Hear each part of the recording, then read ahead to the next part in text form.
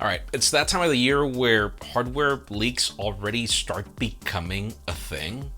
Because yes, we have some new leaks that show us what the iPhone 13's notch could look like, and it's sort of different. It looks like Qualcomm is ready to fix gaming for Android as it wants to do some kind of a thing we already saw before. And wait, first you get Intel using Justin Long to mock Apple, and now they want to work together again? I'm Jaime Rivera, and fun fact, you know what's ironic? That those Mac versus PC ads ran during the time that Apple began working with Intel. This is Pocketnow Daily.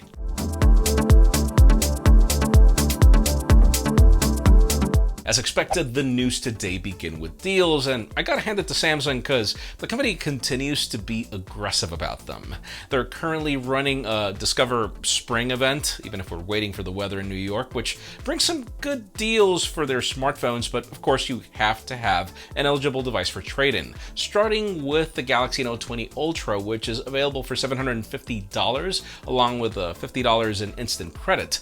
Now, probably the best deal is that you can get the Galaxy S21 or S21 Plus, both for $100, and you also get $100 in instant credit for add-ons.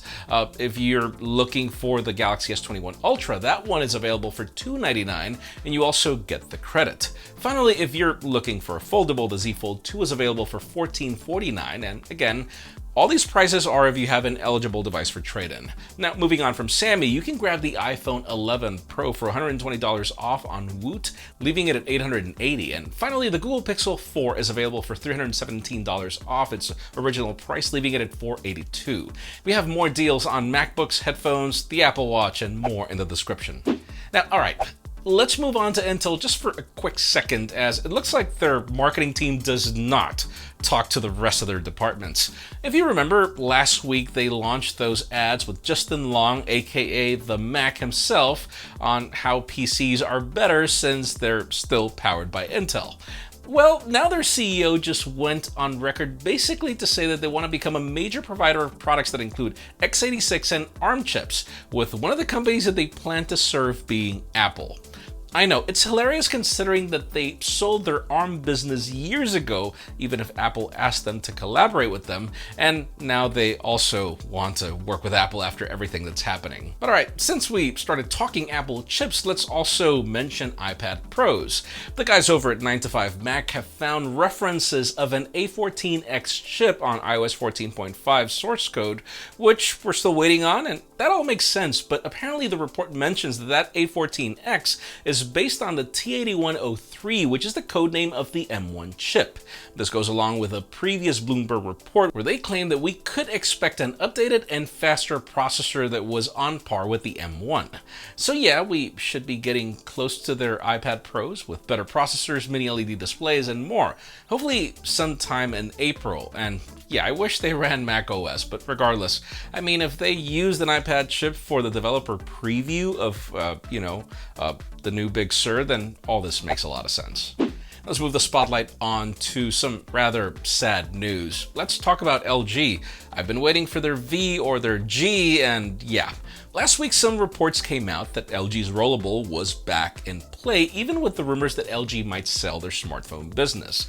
Well, now we have a new report from a Korean news agency that claims that LG's plans to sell their phone business have fallen through for real this time. Apparently, local sources claim that LG is now planning to shutter their smartphone division altogether after their negotiations didn't work out. So apparently, not only the plans for the Rollable, but for phones in general, like the LG Rainbow concept and others, are pretty much gone. So of course these are just reports for now, but nothing to not be worried about given all the innovation that LG has meant to the market. We have heard from previous reports that LG employees would be shifted into other positions within the company. We just hope that's true, but of course we should wait until we get something official. I feel sad because there was a time, LG G6, LG G4, where these were the best phones. I wish they would go back to that. Now let's talk about Qualcomm and the Nintendo Switch. And yeah, these are completely unrelated since the Switch runs on NVIDIA, but you'll get where I'm going very soon.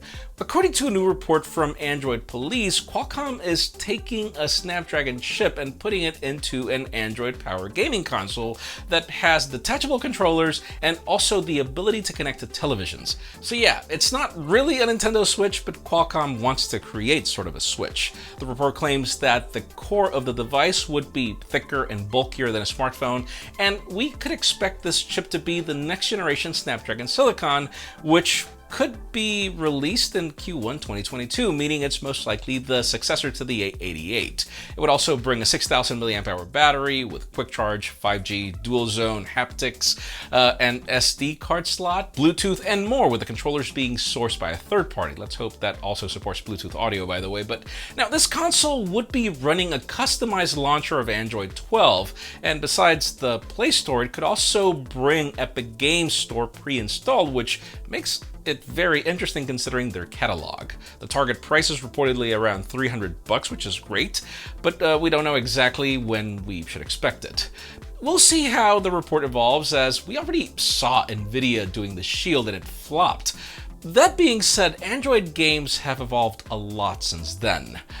Let's hope it works out, because it would make a ton of sense right now. Finally, for the hottest news today, let's talk iPhone 13, as the reports have kind of slowed down, but they're picking themselves back up again. Over the last couple of months, most of the iPhone 13 reports have kept mentioning two things: 120Hz refresh rate and a shorter notch. Well, now we have a new report and even some hands-on leaks for the two things, starting with a new report from the Elect, which says that Samsung Display will convert their OLED lineup dedicated to Apple into LTPO displays within the first half of 2021, as we're expecting both Pro models to feature this technology that also allows them to run 120Hz. But moving on to hotter leaks, we have some new images recovered from Mac Rumors that show the front glass cover of 3 of the iPhone 13 variants. You can see the significantly smaller notch, and they do show how Apple has rearranged Face ID and slimmed down some of the components to achieve this smaller notch. Another thing to notice here is how the earpiece of the notch has been moved to the frame, pretty much like every Android phone has done for the past, 2 years? Now, apparently we will only have this for a year, as Ming-Chi Kuo claims that we should be seeing some punch holes next year, but in today's question, let us know. Do you like this design of the notch? Because honestly, in my case, this looks like a cheap Android phone from 2 years ago kind of notch. It does not look great. I think technology is already at the point where they could take advantage or just put a fingerprint scanner on that damn thing, but that's just me. Leave us a comment down below. We'd love to know your opinion. Friends, again, if you want to get the news earlier, follow us on Pocketnow.com and subscribe to our channel for more videos like this one. You can also follow us on social medias. Our extended coverage happens on Instagram. And follow me on my personal handles to see me want to see all those Mac versus PC ads again. Please give this video a thumbs up if you like what you saw. I'm Jaime Rivera. Thanks so much for watching. We'll see you tomorrow.